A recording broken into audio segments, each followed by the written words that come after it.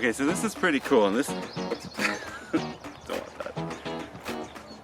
Okay, so this is pretty cool, and this is something that you don't see every day. But in the wash near our house, we have a group or a family of javelina that live there. They've been here long before we have, and technically a family is called a squadron. In our particular squadron or family, there are 10 of them right now. A few years ago there was only 5. What I've learned about javelina over the years, just having done some research to kind of learn more about them, is that they stick together, they're super territorial, and they have a tendency to occupy, if I remember correctly, I think it's 70 acres, so you'll only see like one family in a certain vicinity, you won't see a whole bunch of them. So they're pretty territorial. So the point is the javelinas that we have here are like almost like an extension of our family. We see them pretty much every day. They have kind of predictable times that they come through, usually dawn and dusk, and they kind of make their rounds looking for food. They're very loyal, they're very protective of each other. And now I don't want to over romanticize it too much because, you know, they are wild animals. They are can be dangerous. So I would never suggest going out and playing with them, but we have kind of like a protective pony wall in between our patio area and then like the outdoors where they have a tendency to hang out. So we're able to see them that way. So I'm going to share a whole bunch of footage here and some pictures and stuff, and most of that is from behind that wall. So I'm not like standing there in the middle of them all like hanging out. Just want to make that clear because you shouldn't do that. They are protective. I have had a couple times where they've come up and approached me like, you know, out when I'm out, which is kind of rare. What I have learned about them is they're just trying to get by. They aren't interested in causing any problems. They are just, you know, looking for dinner, and they really, you know, they don't want any trouble. So they're not looking to cause problems with you. And if you're like super like scared of them or something and they catch you, you can, you know, rah, or whatever, and they're probably just gonna run away. And they're just trying to get by. So anyways, I'm excited to share with you the stories of our javelinas here. I call them the Javis for short. And you'll see, you know, the babies as they're growing up. And it's something that I hope to chronicle more of because I just love having them around. I keep thinking they're gonna walk into frame because this is sort of their time, but not yet. But anyway, so a unique story from the Sonoran Desert about the beautiful javelinas. I hope you enjoy. We have a new baby. There she is. Look at baby. She's so cute. She's giving kisses. This is our newest baby. You can tell she was just born. Oh, she's looking for snacks. Yes. And then this is her mom right here. Look at baby. She's so cute. What I love about the Javis is their loyalty and commitment to each other. They've really got each other's backs. A group of javelinas is called a squadron. Javelinas live in large family groups, often ranging from 10 to 50 individuals, and each family defends its own territory. They also have a unique communication system, using grunts, growls, body language, and scent to interact with each other. That's one of the ways that I'm always able to tell when they're around if I can't see them is their smell. It kind of smells a little bit like somewhere in between a light version of skunk to marijuana, if that makes any sense. But if you can smell that smell, they're usually somewhere within about 15 feet.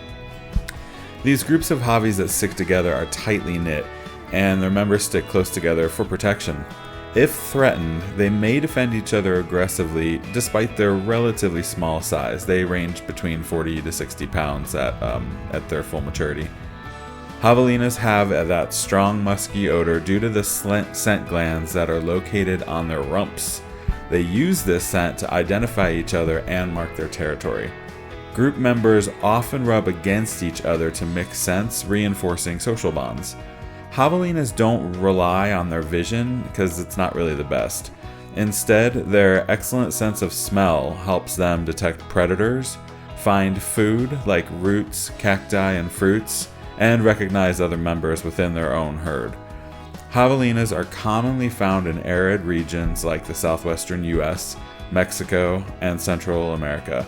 They can eat prickly pear cactus, including the spines, thanks to their tough mouths and digestive systems. There have been times that I've heard them eating like cactus kind of stuff, and you think like how can that not hurt them, but it doesn't, which I think is really interesting. Javelinas are omnivores, but they primarily eat plant material, especially tough, fibrous vegetation suited to their desert habitat. Here's a breakdown of what they typically eat. Their favorite plant foods are prickly pear cactus, pads, fruit, the spines, mesquite beans, agave, fruits like berries and prickly pear tunas, roots and tubers, grasses and seeds. They will not typically eat animal food. If they absolutely need to, they'll eat perhaps insects. Their strong jaws and tough mouths allow them to chew through the cactus and those woody plants that most animals can't handle. Their diet is well adapted to hot, dry environments with limited water.